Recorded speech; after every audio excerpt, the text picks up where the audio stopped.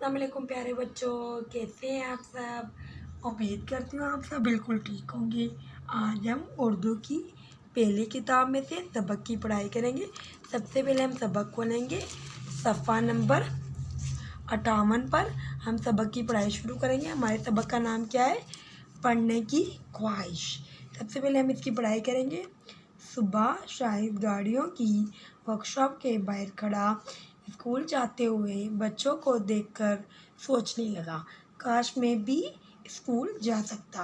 Workshop के मालिक ने जब शाहिद को काम ना करते देखा तो बहुत डांटा।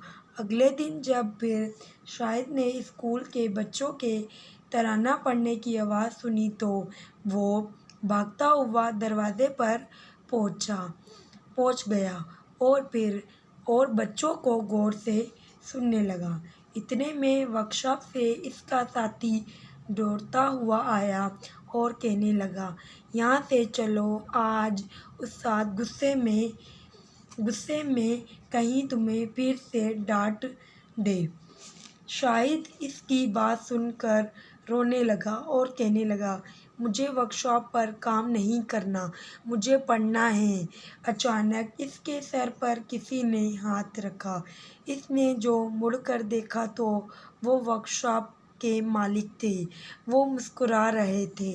उन्होंने शाहिद से कहा, ठीक है बेटा, अगर आपको पढ़ने का शौक़ है तो कल से आप स्कूल पढ़ने जाएंगे। शाहिद इनकी बात सुनकर मुस्कुराया और अपने उस्ताद के लिए दुआ करने लगा। दूसरे दिन से शाहिद स्कूल जाने लगा। सही प्यारे बच्चों, अभी हम सफ़ा नंबर आगे हम अल्फाज की मायना जानेंगे। डांटना मना झड़कना, गौर मना तवज्जो। सही। उसके बाद सवालात के जवाबात। सही। उस्ताद ने शाहिद को क्यों डांटा? काम ना करता देखकर डांटा। शाहिद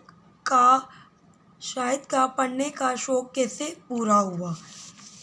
उस्ताद की वजह से। सही। अभी हम लिखेंगे वाहिद के जमा।